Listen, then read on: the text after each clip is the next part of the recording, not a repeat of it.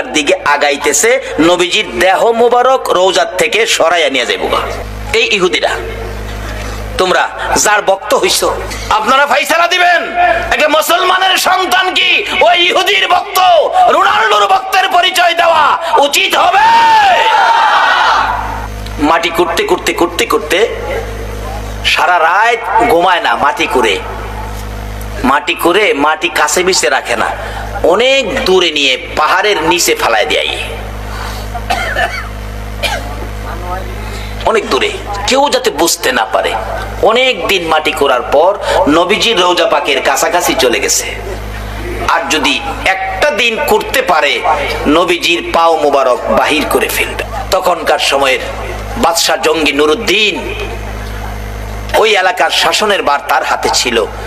নবীজি স্বপ্ন যুগে এই তিনজন লোককে দেখাইয়া বলতেছে, ও বাদশাহ জঙ্গি নুরুদ্দিন, এই তিনটা লোক ইহুদি, তারা এইভাবে মাটির নিচ দিয়ে চক্রান্ত করে গর্ত করে আসতেছে আমাকে সরাইয়া নেওয়ার জন্য, তুমি তাদেরকে প্রতিহত করো। স্বপ্নে দেখছেন, উঠে বসে গেলেন, কি দেখলাম, আবার শুয়ে গেছে, ঘুমিয়ে গেছে। নবীজি আবার ডাক দিলেন, কারণ কালকে সারাদিন সারা রাত মাটি করলে আমারে বের করে ফেলবে। জঙ্গি নুরুদ্দিন, ঘুমিয়ে গেছো? আমি ডাকলাম শুনলা না? এই তিনটা শয়তান, তিনটা দুশ্মন আমাকে সরিয়ে নেওয়ার জন্য মাটির নিচ দিয়ে গর্ত করে আসতেছে, তুমি তাদেরকে থামাও। নুরুদ্দিন উঠে বসে কিছুক্ষণ চিন্তা করলেন, রাত্র গভীর, কি দেখলাম, আবার শুয়ে গেছে। তিনবারের মাথায় রাসূল একটু কষ্ট মনে বলছে, নুরুদ্দিন, আমার কথাটা শুনলা না? তুমি আর শুইতে পারবে না, বিছানায় পিঠ লাগাইতে পারবে না, তুমি মদিনায় যাও। বাদশা জঙ্গি নুরুদ্দিন রাত্র গভীর পাগলা ঘন্টা বাজাইছে, তার সৈন্যরা দৌড়ে আসছে। কি ব্যাপার বাদশা, রাত্রে পাগলা ঘন্টা কেন বাজালেন? দুইটা চোখের পানি গাল বেয়ে ছেড়ে দিছে। জঙ্গি নুরুদ্দিনের সৈন্যরা, রাসূল আমাকে ডাক দিয়েছে।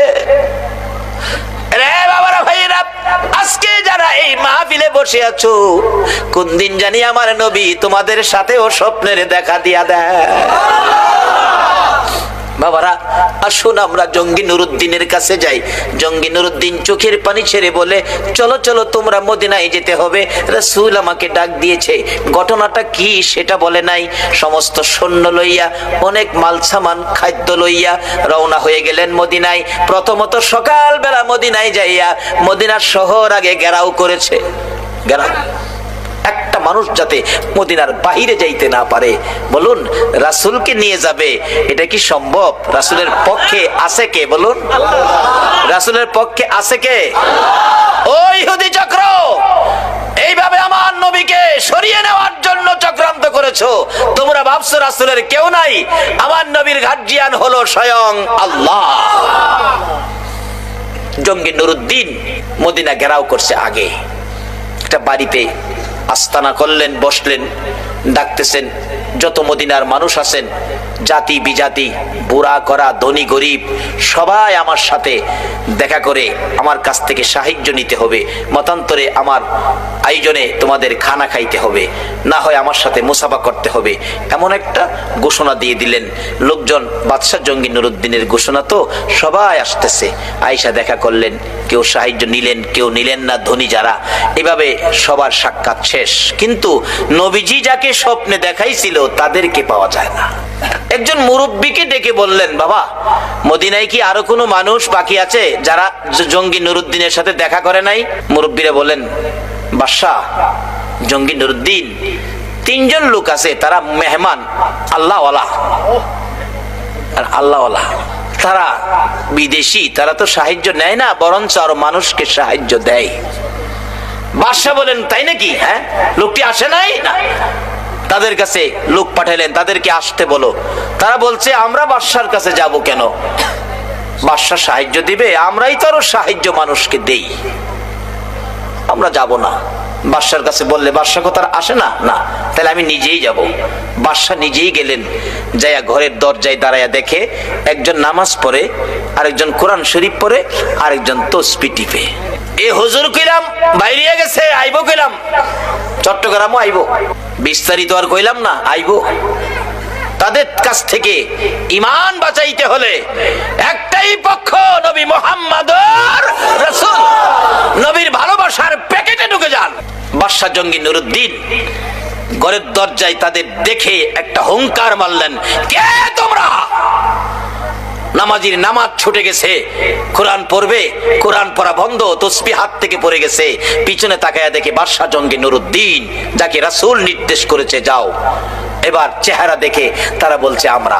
তোমরা এখানে কি করো? বাদশার হুকুম মানলে না? আমরা ধনী মানুষ, মানুষকে সাহায্য দেই, বাদশার সাহায্য আমরা নেই না। বাদশা তাকিয়ে দেখে সাহায্য নিবে যেই তিনটা সূরত নবী স্বপ্নে দেখাইছে, এই তিনটাই তারা। সঙ্গে সঙ্গে সৈন্যদেরকে নির্দেশ দিলেন, তাদেরকে বাঁধো, হাত পাও বাঁধো। বাঁধলেন। তোমাদের দেশ কোথায়? আমরা সুদূর ইটালি আমাদের দেশ, আমরা ইহুদি বংশের জন্ম। কি করো? এখানে ইবাদত করি। ইবাদত করো। খাটের নিচে একটা চাটিটা টান দিয়ে সরাইয়া দেখে বিরাট বড় গর্ত। বাদশা জঙ্গি নুরুদ্দিন গর্তের ভিতরে নামলেন। নাইমা যাইতে যাইতে যাইতে যাইতে দেখে একবারে নবীজির রওজা মোবারকের কাছে চলে গেছে। আর একটা দিন যদি গর্ত মাটি করতে পারতো, নবীজির পাও মোবারক বাহির করে ফেলতো। বাদশা জঙ্গি নুরুদ্দিন তাদেরকে উঠাইয়া ময়দানে নিয়ে প্রমাণ করলেন, এই যে দেখো নবীর দুশমন সূরত কিন্তু হুজুর। সূরত কি? হুজুর। বাদশা জঙ্গি নুরুদ্দিন প্রমাণ করে দিলেন, এই যে দেখো নবীর দুশমন। আমার নবী স্বপ্ন যুগে বলেছে, বাদশা জঙ্গি নুরুদ্দিন এই তিনটা লোক এইভাবে গর্ত করে আসতেছে, আমাকে সরিয়ে নেওয়ার জন্য তাদেরকে তুমি ধরো। এই যে পেলাম, এই যে দেখেন আপনারা গর্ত করে নবীজি রওজার পাশে চলে গিয়েছিল। এরপরে বাদশা জঙ্গি নুরুদ্দিন নির্দেশ করলেন, নবীজির রওজার চারপাশে নিচ থেকে গর্ত করে, গভীর গর্ত করে, সীসা ঢালাই করে একটা বাউন্ডারি দাও। সীসা ঢালাই, যাতে কোনো শত্রু এই আক্রমণ আর কোনোদিন না করতে পারে। আমার আল্লাহ বলেন, বাদশা জঙ্গি নুরুদ্দিন রে, আমার বন্ধুর হেফাজতের জন্য তুমি সীসা ঢালাই করে দেওয়াল নির্মাণ করেছো। আমি আল্লাহ আজ থেকে কিয়ামত পর্যন্ত বন্ধুর হেফাজতে ফেরেশতা নিযুক্ত করে দিলাম।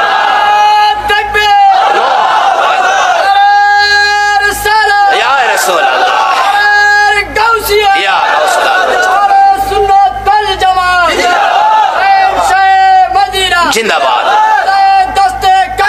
জিন্দাবাদ।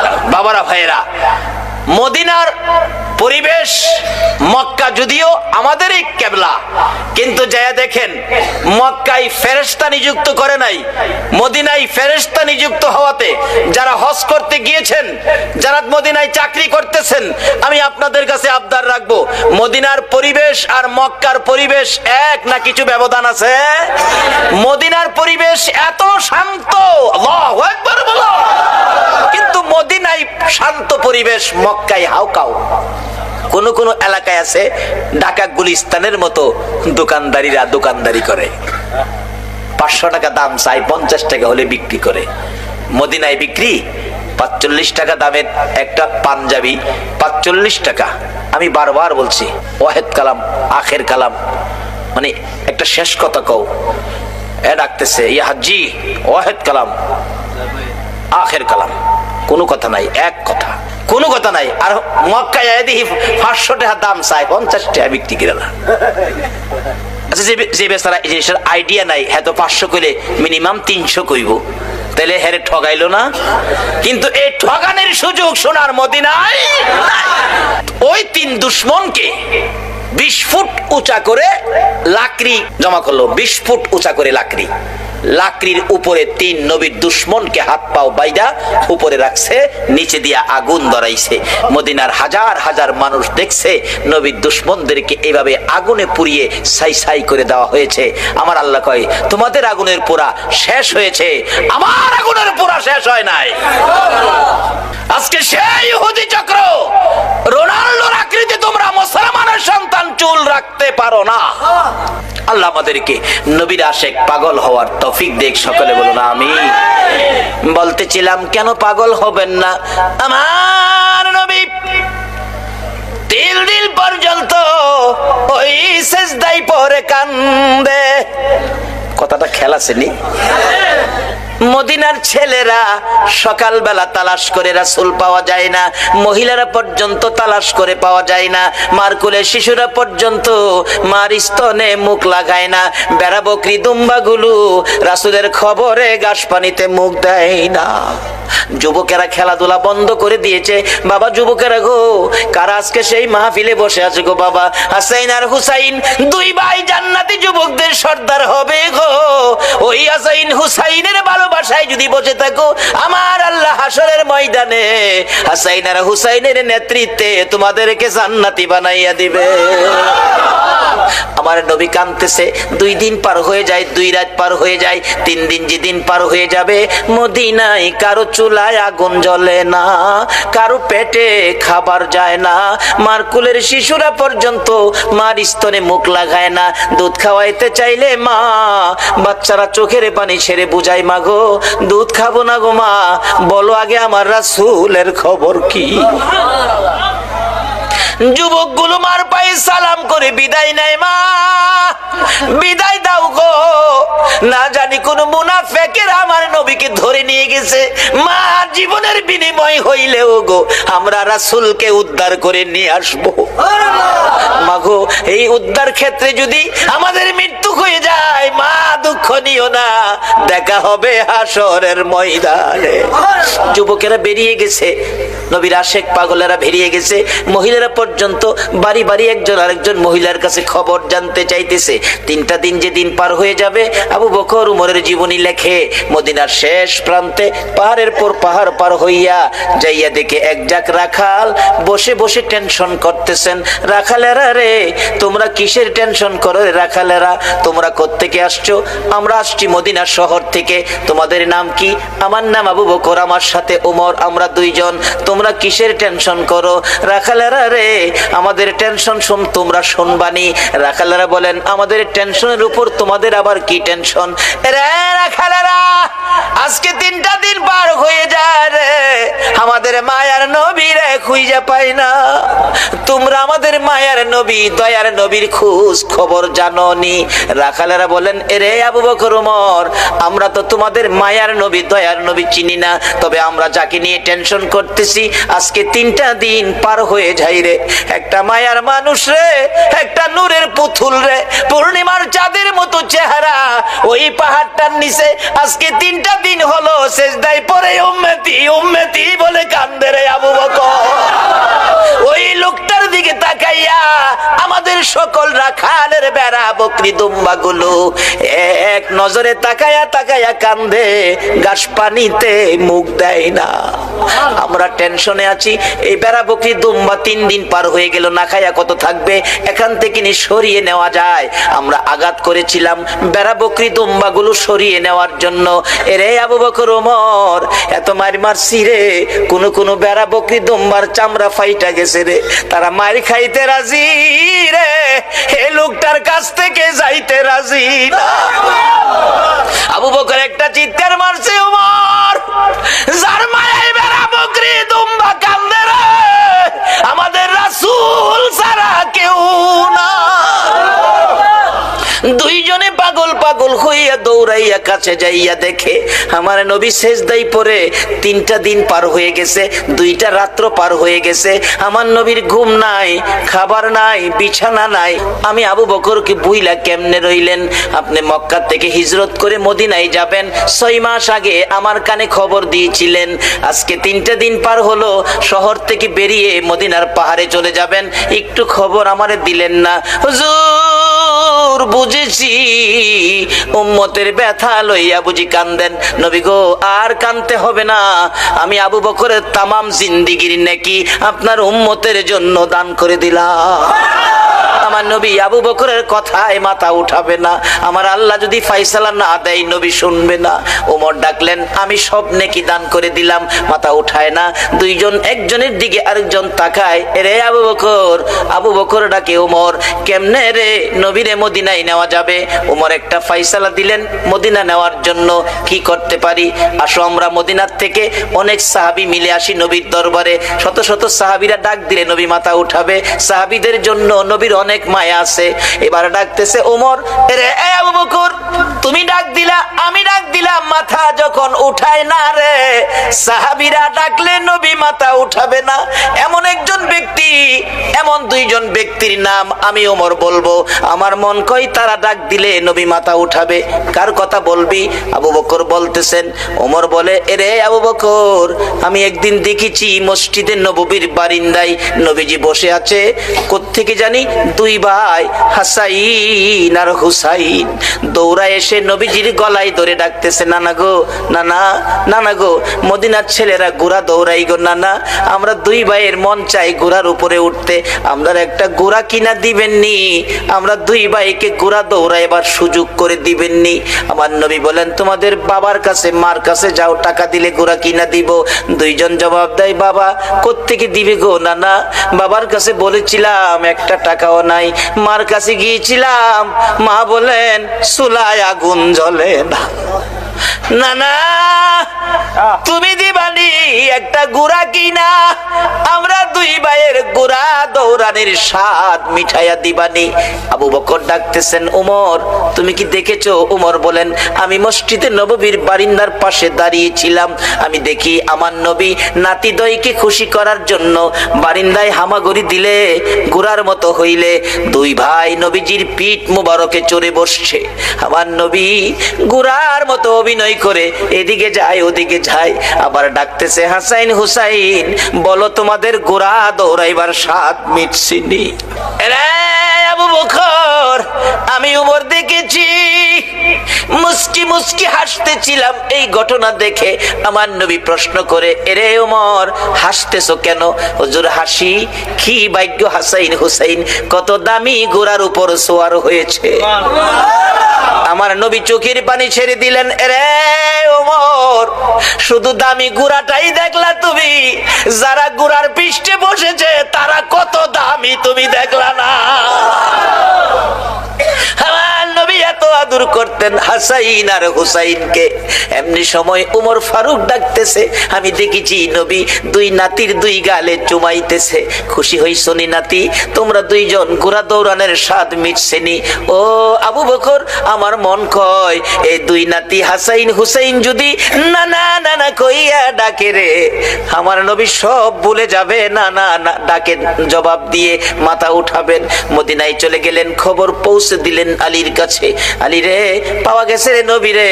নবী উম্মতের মায়ায় কান্দে, মাথা উঠায় না।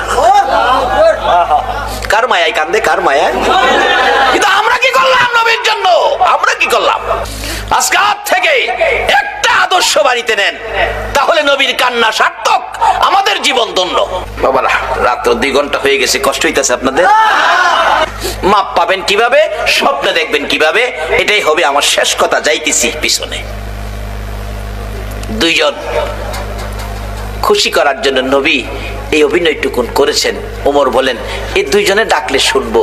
হযরত আলী বাড়ির ভিতরে খবর দিলেন, ফাতেমা 3 দিন পর্যন্ত কাঁদছো, আর কাঁদতে হবে না, খবর পাইছো বাবারে পাওয়া গেছে। হাসাইন হুসাইন না গেলে আসবে না, উম্মতের জন্য নবী কাঁদতেছে। মা ফাতেমা 2টা সন্তান লইয়া গো বাবার মাথার পাশে হাজির। ফাতেমা 2টা হাত বাড়াইছে, মাবুদ গো আমার এতিম বাবা আর কত কাঁদবে উম্মতের জন্য।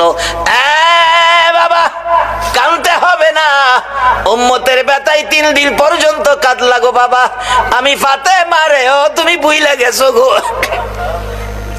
সমস্ত পৃথিবীর মানুষ বলতে পারো গো বাবা, আমি ফাতেমারে তো ভুলার কথা না গো বাবা।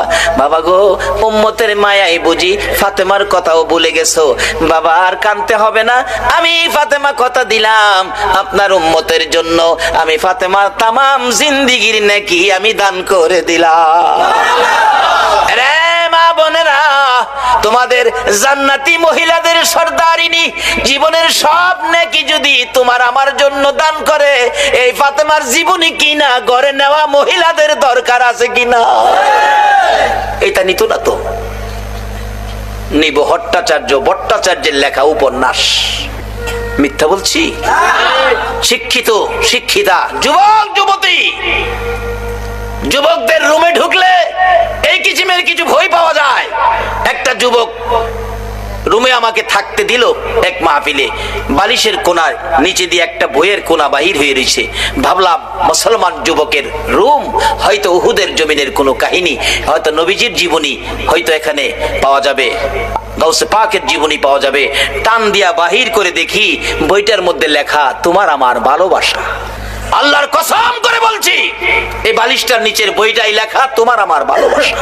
তুমি কার লেখা ভালোবাসা পড়তেছো? এটা তোমার মুসলমানদের জন্য এটা শুভ লক্ষণ নয়। মাগো ও যুবতীরা, উপন্যাস পড়ে রাত্র কাটাইও না। কোন কোন যুবতী মহিলা ফজর আযান পড়ে এটা উপন্যাস পড়ে, এটার কপালও কি আছে আল্লাহই জানে। যদি রাত্র কাটাইতে হয় কিছু পরে ফাতেমার জীবনী পড়ে বইটা ফাতেমার জীবনীটা পড়ে রাত্র কাটাও। কাল কিয়ামতে খাতুনে জান্নাত ফাতেমাতুজ জাহরার সাথে তোমার হাসর হয়ে যাবে। না হয় পবিত্র কোরআন শরীফ পড়ে রাত্র কাটাও, তোমার জীবন ধন্য হয়ে যাবে। কিন্তু এক বর্তমান বাংলার সমাজ ধ্বংসের দিকে যাচ্ছে। উপন্যাস পড়ে ফাতেমার জীবনী কিনে নেয় না, উহুদের জমিনের ঘটনা কিনে বাড়িতে নেয় না। একটা মহিলাও বলতে পারবে না একটা ফাতেমার জীবনী ঘরে আছে, দেখাইতে পারবে না। বলতেছিলাম যে ফাতেমা তামাম জিন্দেগীর নেকি আপনার আমার জন্য দান করে দিয়েছে, তারপরও নবী মাথা ওঠায় না।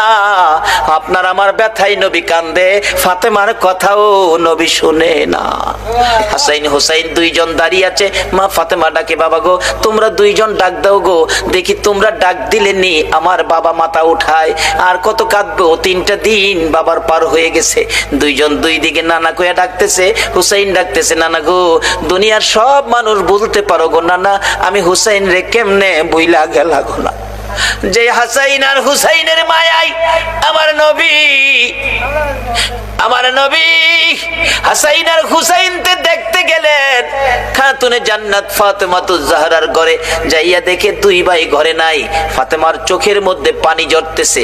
নবী জিজ্ঞেস করে, ফাতেমা রে কেন এইভাবে কান্দো? আমার নাতিরা কই? দুই নাতি না দেখলে আমার শান্তি লাগে না। ফাতেমা বলেন, বাবা গো আমি কাঁদতেছি কোন ব্যথায়। ঘরের পিছনে যাইয়া দেখেন গো বাবা, আজকে 3টা দিন পার হয়ে গেল, আমি ফাতেমার চুলায় আগুন জ্বলে না। আপনার আদরের দুই নাতি না খাইয়া থাকতে থাকতে পেটের খিদার যন্ত্রণায় ঘরের পিছনে গলাগুলি করে নানা নানা কইয়া কাঁদতেছে গো বাবা।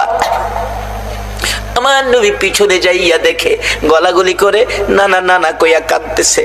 নানা গো পেটের খিদা গো নানা, সহ্য করতে পারি না। আমার নবী বেরিয়ে গেলেন। ঘুরতে ঘুরতে যাইতে যাইতে একটা ইহুদির বাগানে আমার নবী চাকরি নিলেন। কুয়ার থেকে পানি উঠাবেন, গাছের গোড়ায় পানি দিবেন, পানি উঠাবেন 1 বালতি পানি, 1 বালতি পানি 3টা করে খেজুর, এইভাবে 8 বালতি পানি উঠাইয়া হাসাইন হুসাইনের মায়ায় আমার নবী বাগানে চাকরি পর্যন্ত নিয়েছে।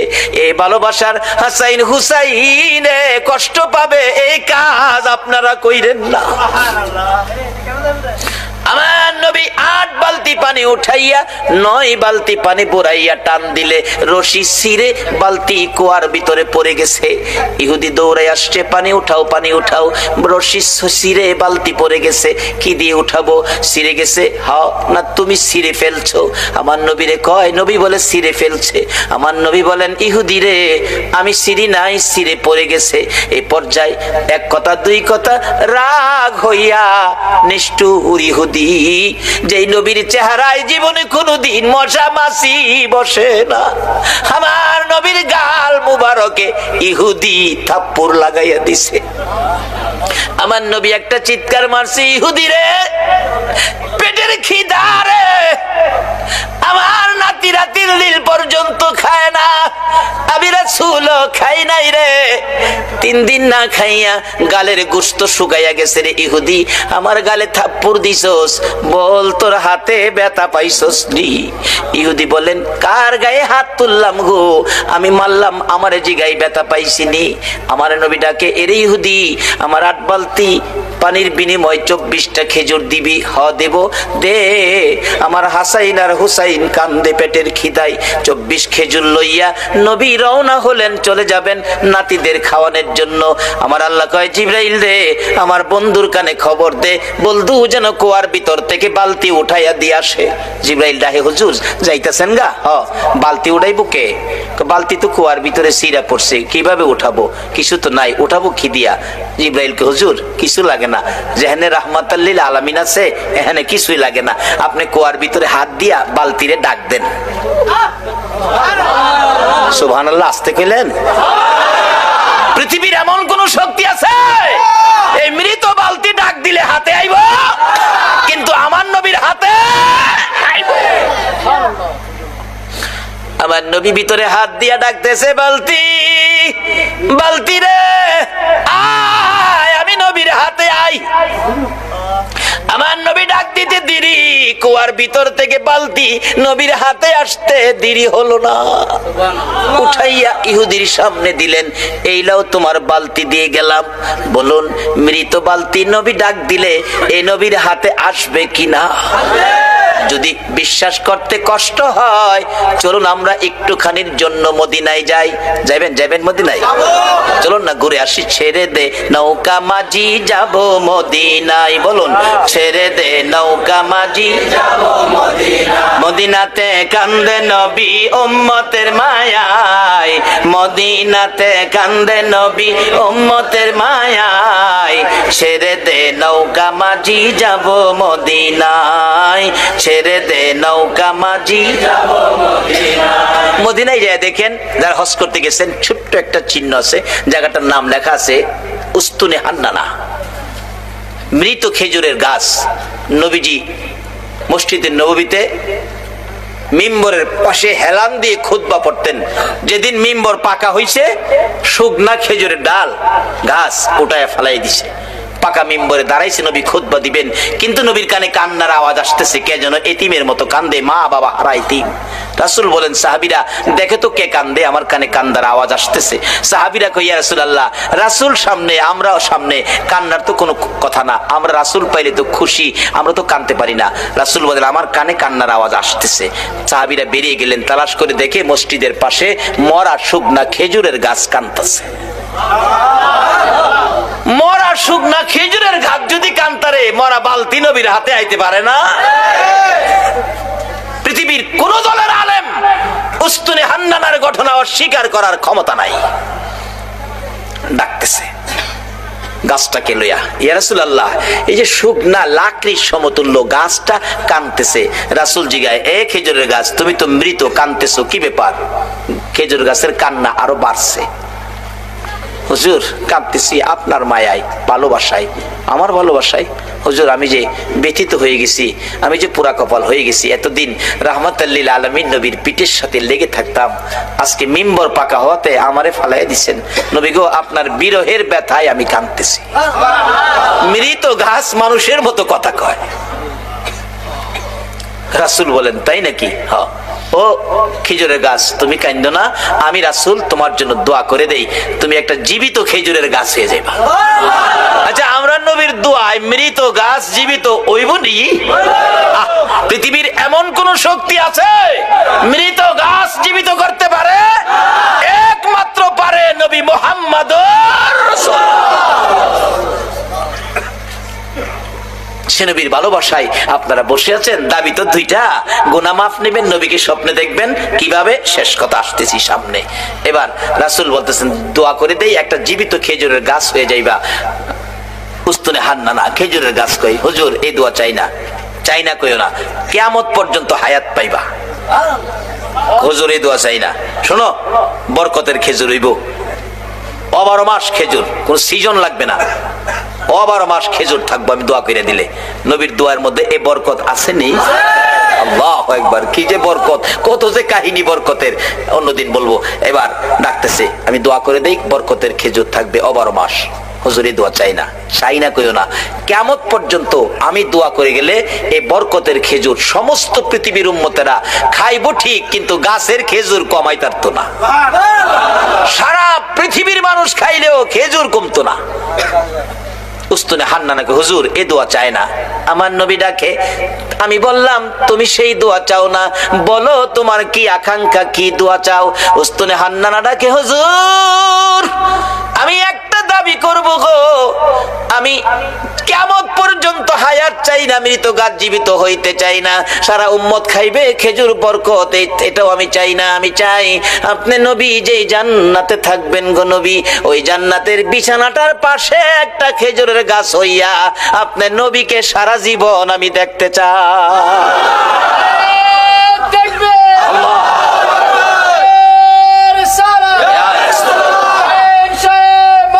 জিন্দাবাদ জিন্দাবাদ জিন্দাবাদ। মাশাআল্লাহ মাশাআল্লাহ মাশাআল্লাহ মাশাআল্লাহ। আল্লাহ কবুল করো, সকালে বলুন আমিন। আমার নবী ডাকছে, ও সাহাবীরা এই উস্তুনে হান্নানাকে মানুষের মতো কবর দিয়ে দাও, দাফন করে দাও। যেখানে দাফন করা হয়েছে এখানে চিহ্নিত আছে উস্তুনে হান্নানা, নবীর ভালোবাসার মরা গাছ। এখানে 2 রাকাত নামাজ পড়লে নবীর ভালোবাসার মরা গাছের কাছে আল্লাহ পাক তার গুনাহ মাফ করে দেয়। মরা গাছের নিচে যদি 2 রাকাত নামাজ পড়লে গুনাহ মাফ দেয়, আর নবীর ভালোবাসা লইয়া সরাসরি যদি 2 রাকাত নামাজ পড়ি, আল্লাহ কি আমরারে মাফ দিবে না?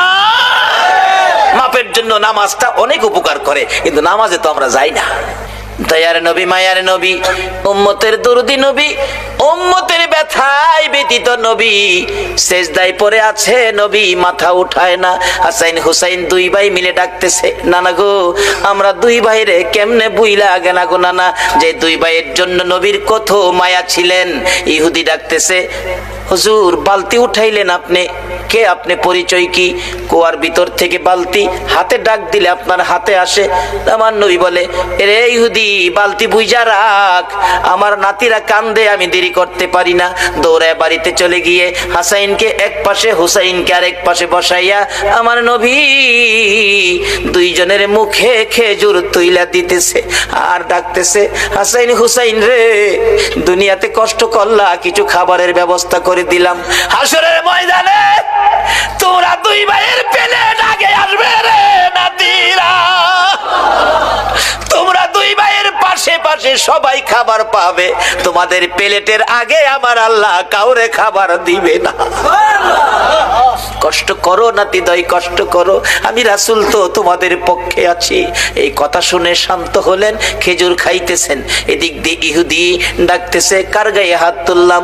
যিনি কুয়ার ভিতরে হাত দিলে মৃত বালতি হাতে আসে, আখিরি নবী ছাড়া কেউ হবে না। ভুল করেছি, অন্যায় করেছি, কার সাথে বেয়াদবি করলাম? নিজের হাত নিজে কূপ দিয়া কাইটা ফেলাইছে। কার সাথে বেয়াদবি করছিস? বেহুশ। পতিকেরা যাচ্ছে, কুয়ার থেকে পানি উঠাইয়া মাথায় পানি দিলে জ্ঞান ফিরছে। কি হলো তোমার? হাত কাটা কেন? কে কাটছে? ও পতিকেরা, আমার আখিরি নবীর দরবারে লইয়া যা। যাইয়া ডাক দিলে হাতটা কাটা, হাতে লইয়া গেছে। নবী বেরিয়ে আসছেন, আয়েশা দেখে ওই ইহুদি, আমরা যদি হইতাম আগে হেরে সাইজ কিরা লাইলাম হইলে। নবীর আদর্শ কত সুন্দর। ইহুদি তোমার হাত কাটা কেন? কেন তোমার এই বিপদ, এত কষ্ট, রক্ত ঝরতেছে? হুজুর এই হাত রাসূলের সাথে বেয়াদবি করেছে, আমি হাত কেটে ফেলেছি। রাসূল বলেন, কি করলা তুমি? হুজুর বলুন, বেয়াদবির ক্ষমা পামুনি। আমার নবী বলেন, ক্ষমা পাবি রে, একবার যদি কালিমা পড়ে আমার পক্ষে আইসা যা। যত বড় অপরাধী হো, আমার নবী যদি তোমার পক্ষে যায়, আমার আল্লাহ বলছে মাফ করে দিব। এবার ইহুদি বললেন, সুযোগ পাইছি যখন মাফ পামু, হাতটা নি জোড়া লাগাই তারি দেখি। নবী গো কালিমা পড়মু, আমার হাতটা যদি জোড়া লাগাই দিতারেন। পারবো নি আমরা নবী? পারবো পারবো। আল্লাহ কো জিবরাইল বন্ধুর কাছে যাও, কোনো ভয় নাই, খালি কো হাতটা